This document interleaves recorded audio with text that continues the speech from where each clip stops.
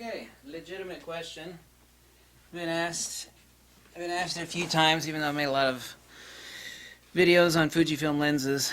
I've tested every Fujifilm lens now. I own every Fujifilm lens except for two. The one real stinker is the 18mm Fuji lens. It just sucks. I mean, it's not bad, but compared to every other Fuji lens, it absolutely sucks. The other one is the 100 to 400mm Fujifilm lens. It's very nice. I wouldn't say it's awesome, but I have a lot of huge glass for Nikon. And I did not buy Fujifilm to, turn the Fujifilm X-T2 or X-T1 into hardcore sports action or wildlife work. I'm not saying that it's not capable of that, it's that I don't need that. I've got a lot of enormous glass for Nikon.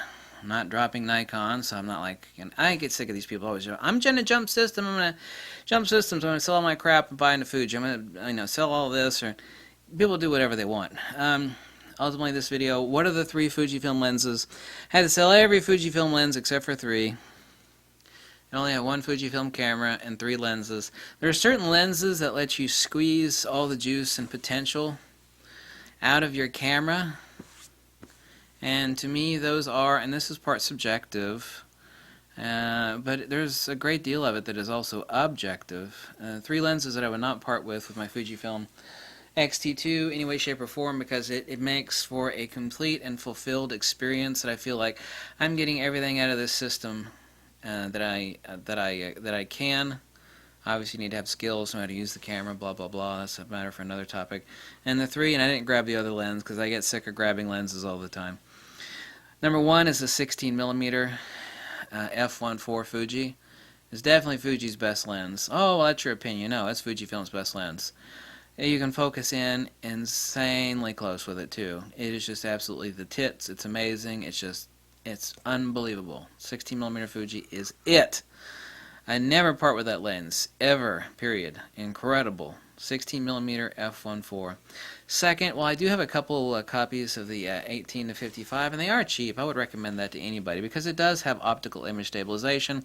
This is a sharper lens. This is a better lens. However, it does not have optical image stabilization, so that lens is really cheap, and it has OIS.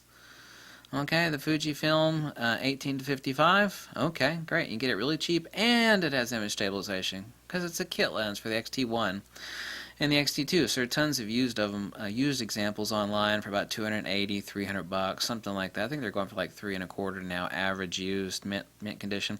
But it would be this, the 16 to 55 Fuji. Yes, it's a $1,000 lens. By the way, Fujifilm has been sold out on these now for like a long time. This is a really hot seller.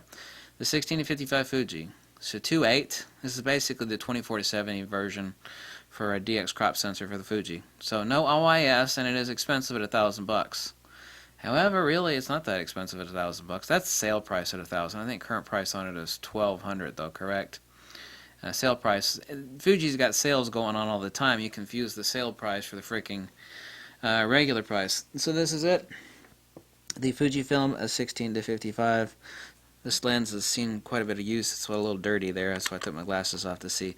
Lens is just a little slightly dirty. I'll clean that up later. So the 16 to 55 2.8. Even though the 18 to 55 is smaller, it's more lightweight, it has OIS, and it's a lot cheaper, I still choose that one for legitimate reasons. It's better corner to corner. It's also super, super quiet. If you're going to do video, this lens, the linear motors in this are quiet. Mucho quiet. Quiet. The other lens.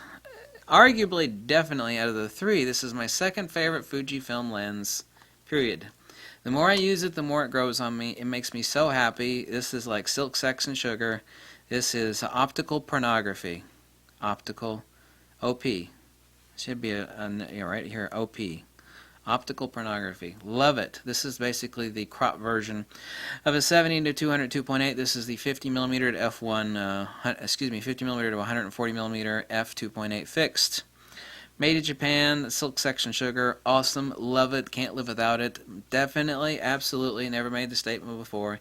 My second favorite Fujifilm lens, after all tons and tons of consideration. People say, what are your two favorite? I'll say, well, number one is definitely the 16mm.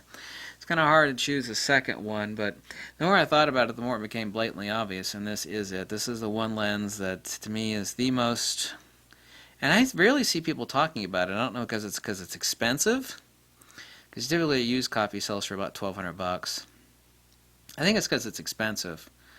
Or people think, well, you know, I bought it in a Fuji, get a small camera, and this lens is obviously not that small. Well, you're right, it's not. Oh, by the way, when you actually zoom this between 50 and 140, the zoom on it is internal, it's not external, so it doesn't telescope out. This is it. This is my second favorite Fujifilm lens, the 50 to 140 2.8. Love it. Love it. What is that mark on the lens? It's just a little crease mark where it's been sitting in its case. Had this out a couple days ago using it. Absolutely love it. Love it. So that's it. These are two of Fujifilm's red badge lenses, by the way. Either Premier lens, the other one is the 100 to 400 millimeter Fujifilm lens. Here's somebody out in the street doing something. So that's it. Several people asked me that question, and so I thought I'd make a video about it to mention that. It's good to get a perspective too, because now I've had a lot of use with Fujifilm's lenses, and like I said, I own all of them, but two of them. One I absolutely don't want, and the other one to me is kind of redundant since I have a lot of huge Nikon glass. But I've used both of them, and so that's it. The only other lens that I would include as a fourth would be the 18 to 135 millimeter. Like if I were just going to have one camera and a couple lenses, what would it be? Well, this one's not cheap, but you know, if budget's no option, budget usually is an option for everybody. I'd just tell someone to get an 18 to 55 and the 18 to 135, and if you could afford it, definitely the 50 to 140. That way you've got everything covered, and you have, you know, you've got a lot of really nice, awesome lenses. That excludes the 16 millimeter. If there's someone I were to tell, someone asked me if I could only get 3 lenses, what would they be? It would be that 18 to 55, 2.8 to f4, the 18 to 135 millimeter Fuji, which is really one of only 3 great ultra zoom lenses ever made by anybody. Because making a really great ultra zoom lens is basically impossible, but Fuji pulled it off on the 18 to 135. So that's it. Thank you for watching so much. I hope you liked the video, and actually a lot of forethought went into this video, believe it or not. It's not like an off-the-cuff video. I'm very, very careful in what I say about lenses because I hate for anybody to be unhappy. I do. It's like, I bought this lens and I don't like it, and ultimately you can't make everybody happy. I mean, that's absolutely impossible no matter what you do. But I understand that. I'm rational. But I would never want to make an off-the-cuff lens recommendation because I don't, you know, it pisses me off when someone recommends something and I waste my money on something, you know, off of a high recommendation, and I'm not about to do that regarding lenses. So thanks for watching.